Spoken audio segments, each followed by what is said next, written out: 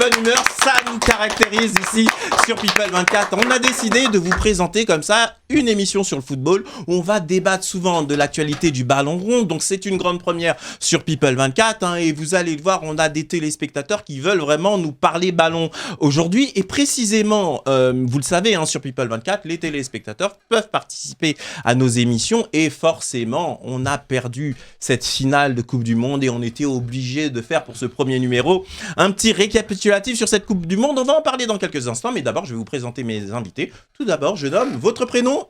Hilaire. Hilaire, on vous applaudit bien fort. Comment ça va, Hilaire? Vous venez de quelle ville? Ça va, merci beaucoup. Et vous? Je viens de Paris. De Paris même. Ok, très bien. Juste à côté d'Hilaire, votre prénom? Jean. Eh ben Jean, on vous applaudit bien fort. Vous venez d'où, Jean? De Paris. Paris également? De Paris. Très bien. À côté de Jean, mademoiselle, votre prénom? Ornella. Ornella, qu'on applaudit bien fort.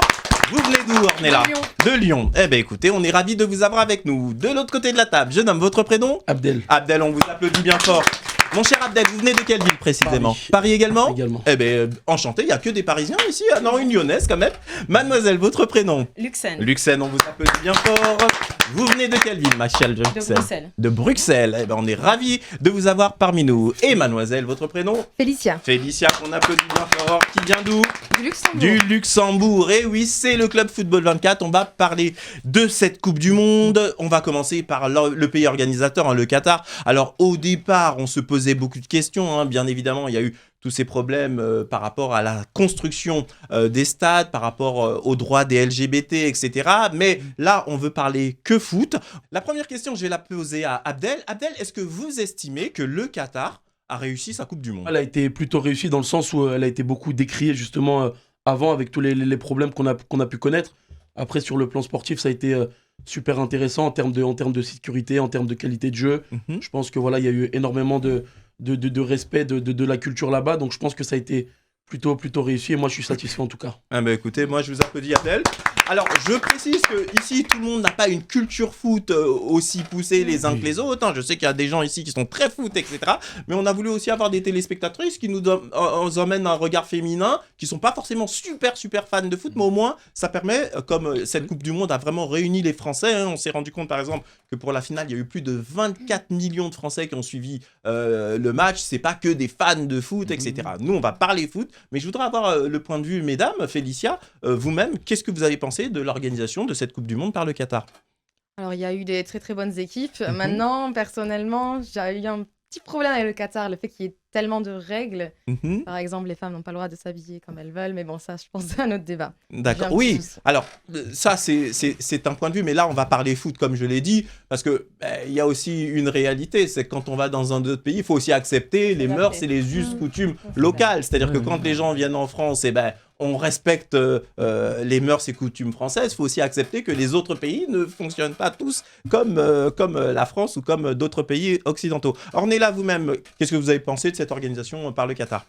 Moi de base je suis pas très foot, j'ai jamais trop regardé le foot. Cette année j'ai regardé juste parce que j'ai trouvé que c'était super divertissant. Tout ce qui se passait dans tous les matchs et surtout de voir l'ambiance des personnes qui regardaient les matchs. J'ai jamais vu ça, je savais pas qu'on pouvait se mettre dans des états comme ça pour du foot. Vous voyez par exemple le point de vue de Ornella, moi je le trouve très intéressant. Jean, je sais pas ce que vous en pensez, parce que pour des gens qui ne sont pas justement foot, etc., ils ont trouvé que c'était un beau spectacle. Vous-même, Jean, est-ce que vous estimez que le Qatar a vraiment réussi cette organisation? Pour le coup, je rejoins à peu près ce qu'a dit Abdel, dans le sens où au départ, rien n'était gagné pour le Qatar. C'est-à-dire que c'était pas le pays auquel on s'attendait pour organiser une Coupe du Monde, de football en tout cas. Et au final, elle l'a fait. En hiver, c'est pas forcément la période pour, mais n'empêche qu'ils l'ont fait et que ça a attiré beaucoup de téléspectateurs, pas qu'en France d'ailleurs, dans le monde entier, notamment en Afrique avec des équipes comme le Sénégal, le Maroc, etc. Et donc je pense que c'est un pari gagné pour le Qatar, qui a su se défaire des critiques et organiser une très belle Coupe du Monde, selon moi. Merci beaucoup, Jean, pour votre point de vue. Hilaire, vous-même, est-ce que vous estimez que le Qatar a réussi sa Coupe du Monde? Oui, alors selon moi, je suis tout à fait d'accord. Je rejoins absolument tout ce qui est dit ici. Moi, je considère que le Qatar a super bien géré sa Coupe du Monde. Ce que j'ai beaucoup apprécié aussi, c'est l'organisation qu'ils ont mis en place, les objectifs que je pense qu'ils sont fixés. Parce que c'est quand même une organisation, on en a entendu parler, des travaux, tout un secteur qui a été approvisionné pour cette Coupe du Monde. Et ça, j'ai vraiment trouvé qu'il était super beau. Écoutez, c'est dit, je vous applaudis. Et enfin, je vais donner la parole également à Luxen. Luxen, vous-même, est-ce que ce spectacle du football vous a semblé réussi? Oui, ça a été surtout la fin. J'ai adoré, vraiment. Vous, c'est la fin qui Oui, c'est la c'était fin, l'apothéose de la fin. Justement. Ça a été niveau sécurité, c'était bien. Et surtout, niveau changement d'horaire, tout était adapté. Donc, ça va. Très bien, bah écoutez, voilà, c'est dit autour de ce premier débat. Alors maintenant, on va s'intéresser à l'équipe de France, parce que c'est quand même l'objet de notre émission d'aujourd'hui, du parcours des Bleus. Moi, je voudrais que vous me dites précisément comment vous avez perçu l'équipe de France. Pour vous, est-ce que l'équipe a fait vraiment un super parcours, aussi bien dans le jeu que dans la finalité, ils sont arrivés en finale quand même. Et je voudrais savoir pour vous, quels sont les joueurs de l'équipe de France qu'il faut vraiment ressortir. Je commence par vous, qui ressortent de cette Coupe du Monde. Je commence par vous, Jean. Déjà, on peut féliciter les Bleus dans le sens où, jusqu'à la triste finale, ils n'ont perdu aucun match. Phase de poule, ils n'ont perdu aucun match, ils ont plutôt très bien joué. Ils sont allés jusqu'en finale. Faut le faire, c'est pas donné à tout le monde d'aller en finale en Coupe du Monde. Pour la deuxième fois consécutive. En plus, 2018, on l'a gagné, pas en 2022. Et justement, par rapport aux joueurs qui ressortent cette année en tout cas, forcément Kylian Mbappé, Kylian Mbappé qui a fini meilleur buteur du tournoi avec 8 buts. Et aussi, Tchouaméni. Tchouaméni. Pour vous, Tchouaméni fait partie des joueurs qui, là, s'est vraiment révélé au cours de cette Coupe du Monde. Oui, franchement, ça a été l'occasion pour lui de vraiment montrer son talent, surtout dans une compétition de cette envergure. On parle quand même de la Coupe du Monde de football. Et je pense qu'il a fait ses preuves. Et voilà, pour moi, c'est les deux qui ressortent de cette équipe. Ok, c'est dit. Hilaire, en ce qui vous concerne, quels sont les joueurs de l'équipe de France qui, pour vous, se sont révélés? Moi, j'aimerais beaucoup féliciter Randal Kolo Muani. J'ai trouvé que son implication et son dévouement en fait, à l'équipe était vraiment très important et je trouve aussi beaucoup apprécié. Le fait qu'il rentre par moments en première période ou en seconde période, ça a vraiment donné ce point fort à l'équipe de remettre un peu en fait, du rythme et de la force dans le jeu. On se rend compte, Hilaire, que dans la finale, c'est quand il rentre que la France bascule et se met enfin à jouer, puisque les 75 premières minutes, on n'a quasiment pas existé, Abdel. Oui. Qu'est-ce que vous en pensez? Non, c'est vrai que Randal Kolo Muani a beaucoup apporté dans le sens où il y a des joueurs qui étaient d'expérience sur le terrain, mais l'expérience, ça suffit pas. Je pense que l'expérience de vie que Randal Kolo Muani a connue a fait pas mal de différences. Après, pour rejoindre Jean, c'est vrai que Kylian Mbappé a été incroyable dans le sens où il a énormément progressé déjà par rapport à la Coupe du Monde dernière. Et je pense que moi, je mettrais en avant Ibrahima Konaté, qui a fait pas mal de bonnes choses, qui a montré beaucoup de personnalité lorsqu'il a eu du temps de jeu. Et je pense que la génération, même si elle n'a pas terminé championne du monde, a un bel avenir devant elle. Jean, est-ce que vous ne pensez pas que... ma question va vous paraître un peu... Alors, on ne va pas refaire le match, mais l'absence de Paul Pogba et de N'Golo Kanté au milieu, s'ils étaient là, on aurait gagné cette Coupe du Monde. Franchement, je voulais y venir plus tard, mais c'est vrai que sans ces deux piliers, parce qu'il faut savoir que Paul Pogba et Kanté, c'est des milieux assez nécessaires dans notre équipe de France, surtout pour relayer le ballon, etc. Et c'est vrai que sans eux, on a eu beaucoup de mal, surtout à gérer les contre-attaques. Bon, je suis un peu précis dans les propos, mais franchement, les contre-attaques, on se les a beaucoup mangées. Et je pense que Pogba et Kanté, surtout, auraient pu apporter au niveau des passes. Je pense qu'elles auraient pu être meilleures et donc créer un plus grand nombre de buts. Et encore une fois, pour revenir à la question, c'est vrai que sans eux, ça a créé un vide. Maintenant, on est allé jusqu'en finale sans eux, ce qui montre quand même qu'on peut faire sans. D'accord. Alors, mesdames, est-ce que vous avez vu la finale de cette Coupe du Monde? Toutes? Oui. Félicia, pas en entier. Pas en entier, d'accord. Alors, au moins, c'est regardé. Alors, moi, je vous pose la question, au travers de ce que vous avez vu, Luxette, est-ce que vous avez trouvé que c'était un beau match, cette finale? Est-ce que vous estimez que l'Argentine a mérité, justement, sa victoire? C'était un bon match et l'Argentine a mérité. Parce que dès le premier 60 minutes, je me disais, ok, c'est bon, la France va perdre. Après, d'un coup, tout a changé. Ils se sont bien battus à la fin et voilà. Mais ils méritent leur deuxième place. Je vois Jean qui n'est pas tout à fait d'accord. Jean, attendez. Je fais le tour de table avec mesdames et je vais vous donner la parole juste après. Félicia, vous-même, qu'est-ce que vous avez pensé justement de ce match, de cette finale, même si vous l'avez vu en partie? Oui, très beau match, surtout Mbappé. Justement, c'était, je me rappelle plus exactement, mais c'était 3-0, il me semble. Non, en fait, il y avait 2-0. Oui. Et ensuite, voilà, Ali fait un triplé, effectivement. Et justement, c'est quand même impressionnant, je trouve, en si peu de temps faire autant de goals. Et c'est fou de marquer un triplé en finale de Coupe du Monde et malheureusement pour la France, ne pas la gagner. Ornella, vous-même, cette finale, vous l'avez trouvée comment? Vous qui n'êtes pas spécifiquement foot, est-ce que vous avez trouvé le côté dramaturgie, justement, le fait que au départ, on s'est dit, mais où est l'équipe de France? Bon, c'est bon, on va perdre, et de manière ridicule, hein, on allait être les dindons de la farce, la honte, quoi. Et on a un joueur exceptionnel, Kylian Mbappé, qui vient, grâce justement à cette entrée de Kolo Muani, qui a provoqué ce penalty et qui nous redonne espoir. Comment vous avez perçu cette finale? Moi, je trouve que c'était incroyable. J'avais limite envie de parier. je regardais tout le monde, je voulais trop parier. Après, j'ai eu l'impression que, en fait, dès que quelqu'un met un but, ça démotive l'équipe d'en face. J'ai l'impression que dès qu'on marque un but, on peut limite en remarquer un tout de suite derrière, tellement que l'équipe d'en face, ils se disent « Ah bah merde, on va perdre ». Ah mais vous voyez, regardez, Ornella n'est pas technicienne du foot, mais honnêtement, Hilaire, c'est vrai ce qu'elle dit. Regardez les Argentins, dès qu'il y a eu ce but au penalty, pendant quelques minutes, en plus, Mbappé a marqué 1 minute et demie juste après le premier but. Exactement. Donc là, ils étaient vraiment à la rue, un peu perdus. C'est ça, c'est exactement ça, c'est psychologique. Après, il ne faut pas oublier que c'est du sport. C'est vrai que quand l'équipe d'en face, en fait, reprend un petit peu l'avantage ou revient au jeu, forcément, ça a un impact très fort dans la mentalité, dans le cœur, surtout des troupes en face. Et je trouve que, en fait, ce qu'elle a dit, c'est super important et super intéressant. Et ça s'est joué à ça aussi. Ça s'est joué à ça et aussi l'implication et le point fort. Et je pense aussi au vestiaire, il y a beaucoup de choses qui se sont dites avec la détermination des Bleus qui a fait qu'ils sont revenus au score. Bah écoutez, en tous les cas, je vous applaudis tous pour vos propos. Alors moi, je voudrais qu'on aborde maintenant... J'ose même plus dire un joueur, un phénomène, quoi. La France avec Kylian Mbappé a vraiment un joueur extraordinaire. Mais je pense qu'aujourd'hui, il n'y a même plus de qualificatif. Parce que, soyons honnêtes, avant cette Coupe du Monde, bon, tout le monde connaît Kylian Mbappé. Mais là, ce qu'il a fait, non seulement il a été au rendez-vous, mais Abdel, il a choqué le monde entier. Là. Moi, je suis désolé, pour moi, c'est lui le meilleur joueur de cette Coupe du Monde. Ouais.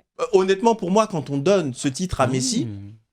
Je trouve que c'est un peu abusé parce que le meilleur joueur de cette Coupe du Monde, pour moi, c'est Kylian Mbappé et il n'y a pas photo.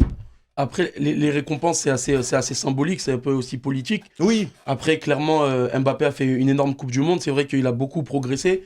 Comme je le disais, à la Coupe du Monde 2018, il avait mis 4 buts, là, il double. Il a eu un apport dans le jeu, il a eu un apport aussi avec sa personnalité où il a fait peur aux défenses.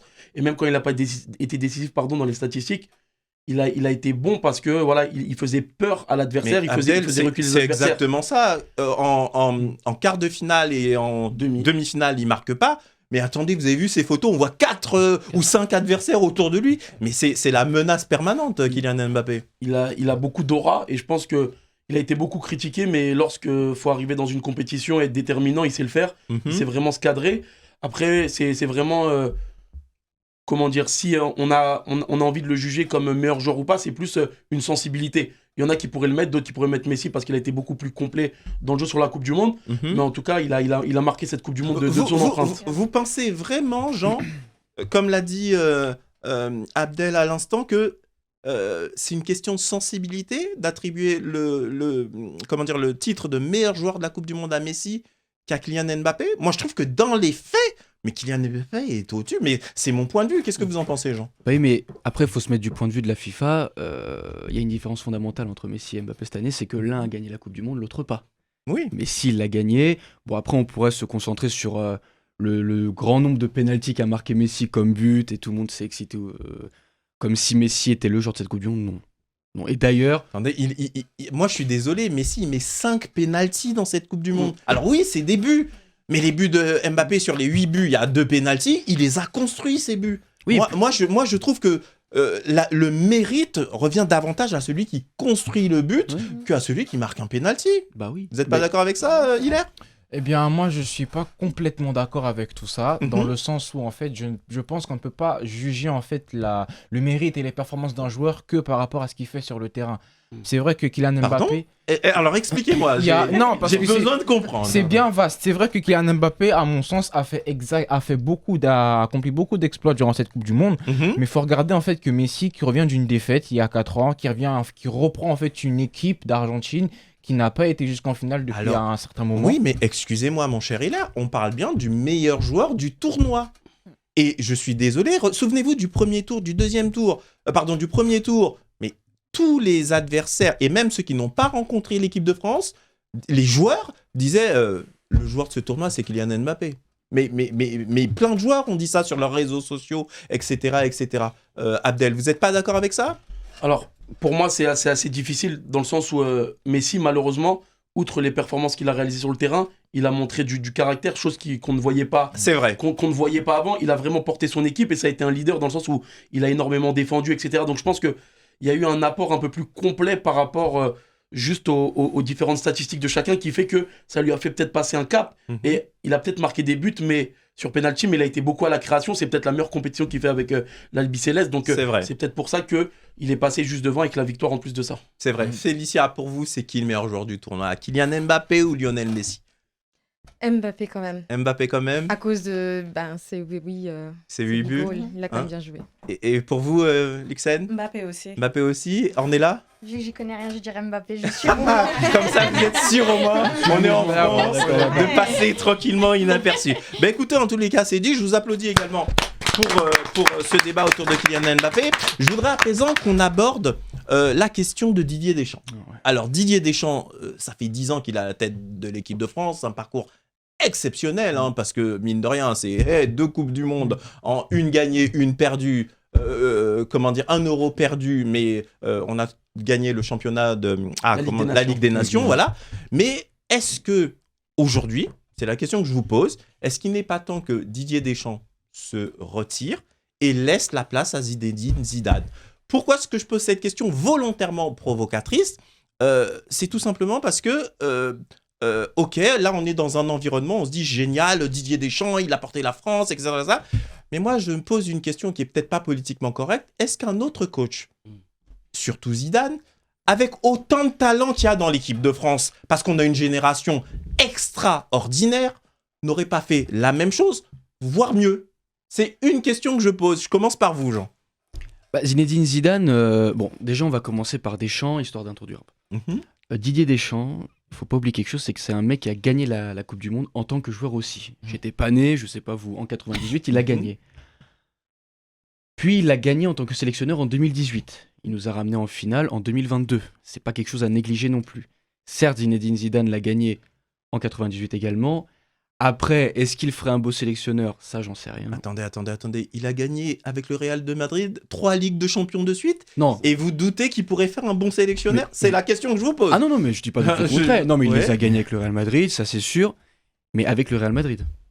Pas avec un pays. S'il avait été sélectionneur d'un pays avant, on aurait pu voir comment il gérait une équipe pareille, une nation. Mais écoutez, moi je vais donner la parole aux autres parce que je voudrais qu'on débatte tous là-dessus. Abdel, est-ce que vous pensez que Zinedine Zidane, avec cet effectif-là, moi je mets les pieds dans le plat, aurait gagné cette finale de Coupe du Monde?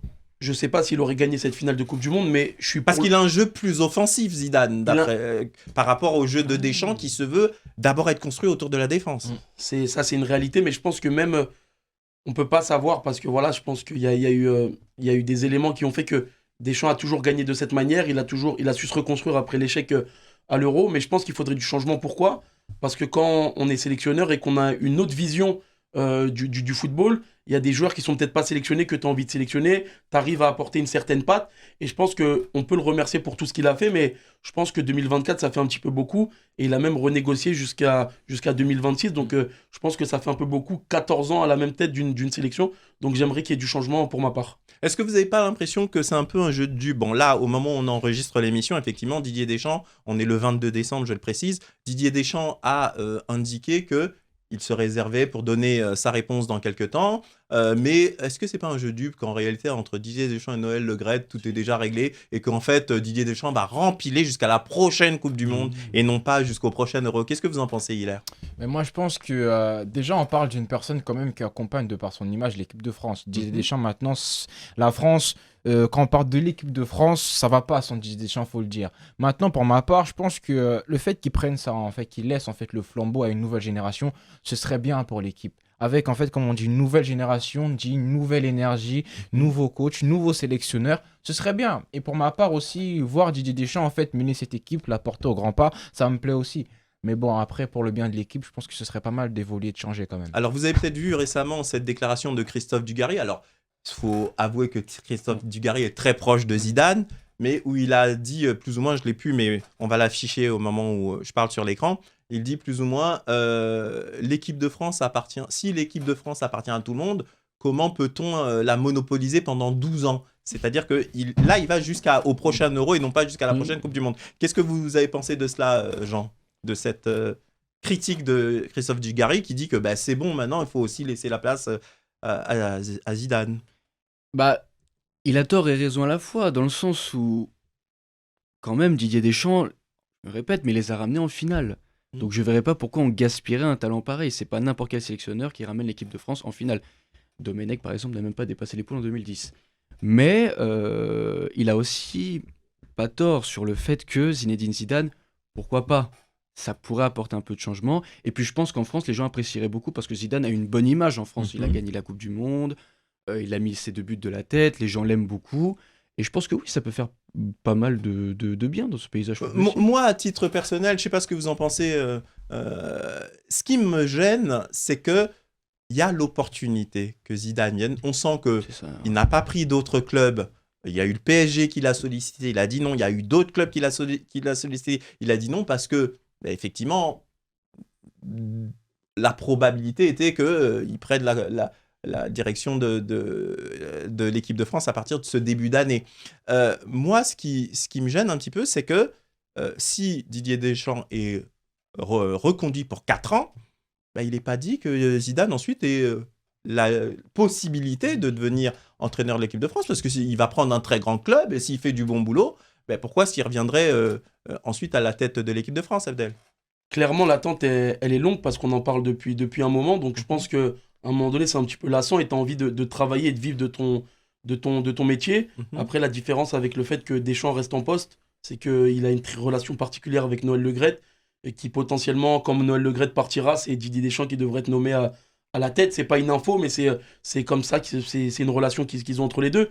Donc, je pense que est-ce que vous pensez Didier Deschamps à la tête de la Fédération française de football et Zidane entraîneur, vous pensez que le binôme, il s'entendra bien? Je pense que ça peut être quelque chose qui fonctionne parce que, comme le disait Jean, le passé fait qu'ils ont déjà joué ensemble et qu'il n'y a pas forcément de contraintes entre les deux par rapport à beaucoup de joueurs en France 98. Donc je pense que ça peut être une combinaison qui peut fonctionner et qui peut être au moins testée. D'accord. Luxen, l'idée de voir Zidane être sélectionneur de l'équipe nationale en France, qu'est-ce que vous en pensez? Je pense que c'est bien parce que les changements, ça peut ramener toujours quelque chose de bien. Une forme d'évolution. Il faut laisser, une forme d'évolution. Il faut laisser les autres aussi l'opportunité de voir, de mettre ce qu'ils ont en œuvre. D'accord. Alors, attention, au moment où on parle, la tendance, elle est plutôt à une reconduction de Didier Deschamps. Vous-même, Félicia, qu'est-ce que vous pensez? Est-ce que l'idée de voir Zidane, justement, à la tête de l'équipe de France, c'est un challenge que vous auriez trouvé intéressant? Ou vous vous dites, non, Deschamps, il sait gagner, on peut le garder encore? Alors, par rapport à ce que j'ai entendu sur la table maintenant, le changement, oui, c'est nouveau, c'est les étincelles, c'est bien le changement. D'accord. Alors, on précise que c'est le changement, ce serait pas pour n'importe qui. Mais je vois que Jean, il est pas tout à fait d'accord. Juste, je finis avec Ornella et je reviens sur Jean. Ornella, voir Zidane à la tête de l'équipe de France, est-ce que vous vous dites on change aussi pour tester un autre entraîneur ou vous dites Didier Deschamps, c'est la sécurité, on sait qu'il sait gagner, etc. J'essaie de me mettre à leur place à eux. Je me dis, si j'ai le même prof depuis 10 ans, peut-être j'aurais envie d'écouter quelqu'un d'autre. Voyez, c'est une manière de voir également les choses. Allez, Jean, je vous laisse en conclusion sur ce débat autour du sélectionneur. Écoutez, que ce soit Zidane, De Sailly, Thuram ou Deschamps, tant qu'ils nous ramènent loin dans cette Coupe du Monde, je serais content.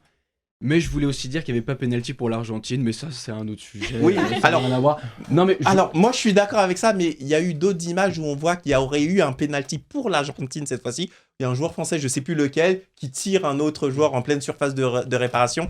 Et du coup, ça s'équilibre un petit peu. Mais en tout cas, Dembélé ne fait pas faute, ça je le dis. Mais ça, tout le monde le dit de toute façon. Oui, Dembélé le premier pénalty, il est. Moi, je suis choqué que la VAR ne soit pas. Moi, je vous dis franchement, j'ai toujours pas digéré la défaite. Franchement, je l'ai toujours pas digéré. Moi, en fait, et le paradoxe, c'est que ce qui me fait le plus mal, pour vous parler franchement, c'est que Kylian Mbappé aurait pu devenir le joueur du siècle. Vous imaginez, on aurait eu 2 Coupes du Monde d'affilée. moi, je vous mets un petit billet que la prochaine, la France va être très, très forte. Parce que je vous rappelle qu'un joueur de football, il a sa pleine capacité entre 26 et 28 ans. Quel âge aura Kylian Mbappé à la prochaine Coupe du Monde? Il sera en plein dans cet âge-là. Donc, la prochaine Coupe du Monde, vous imaginez si on avait fait un triplé de Coupe du Monde, c'est des choses qui n'est jamais arrivé, ça aurait été complètement ahurissant. En tous les cas, vous aussi, chers amis téléspectateurs, n'hésitez pas à réagir, à nous dire ce que vous en pensez. Pour ce faire, vous allez du côté du site internet de la chaîne www.people24.tv, vous sélectionnez le club football 24, vous verrez un petit formulaire et vous nous dites ce que vous en pensez. Alors, on va aborder un autre débat qui est un petit peu fâcheux, mais ça concerne, je dis qu'il est un petit peu fâcheux parce que tout le monde a une opinion là-dessus, hein. Ça concerne Karim Benzema qui vient d'annoncer l'arrêt de sa carrière internationale. Moi, à titre personnel, je suis énervé. Je suis très énervé. Et pourtant, j'aime bien le sélectionneur Didier Deschamps, mais moi, je vais dire quelque chose qui n'est pas politiquement correct. Pour moi, Didier Deschamps lui a volé 6 ans de sa vie de footballeur à ce joueur exceptionnel. Et ça m'agace d'aller sur les réseaux sociaux et de voir, Karim Benzema, il crée des problèmes dans les équipes, etc. Le mec, il est au Real de Madrid depuis plus d'une décennie. Tous les entraîneurs qu'il a eu au Real de Madrid disent qu'il n'y a jamais eu le moindre problème avec ce joueur-là. Et je ne sais pas pourquoi, en France, une partie de l'opinion veut à tout prix que ce joueur exceptionnel soit... un délinquant, un ceci, un cela, etc., etc. Je vais commencer par vous, Jean. J'aimerais avoir votre opinion sur le fait que Karim Benzema a décidé d'arrêter sa carrière internationale.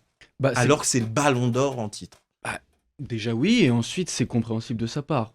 Pour bien comprendre, c'est le staff médical qui aurait conseillé à Karim Benzema de ne pas jouer. Il y aurait eu toute une affaire là-dessus. Pardon, excusez-moi de vous interrompre. pas de souci. C'est vrai que c'est important de revenir sur cet aspect-là, parce que excusez-moi, mais les médecins du Real de Madrid, ils rigolent contre l'équipe de France. Regardez ce qui s'est passé en finale. Qui marque le but Di Maria. Il a eu exactement le même souci de santé que Karim Benzema. Il n'a pas joué de la Coupe du Monde, mais on l'a préservé jusqu'à la finale. Et à la finale, il est revenu. Résultat, il a marqué. Je suis convaincu que Karim, dans ce match particulier de la finale, on aurait eu du grand Benzema. Qu'est-ce que vous en pensez, Abdel? Ah pardon, j'ai interrompu Non, Jean mais allez-y, Jean, terminez votre propos. Ça aurait été assez marrant d'avoir Benzema en finale parce que ça aurait remis en place la rivalité Benzema-Messi à l'époque où Benzema était au Real et Messi au Barcelone. Donc il y aurait une sorte de classico. En plus avec Mbappé, ça aurait été génial.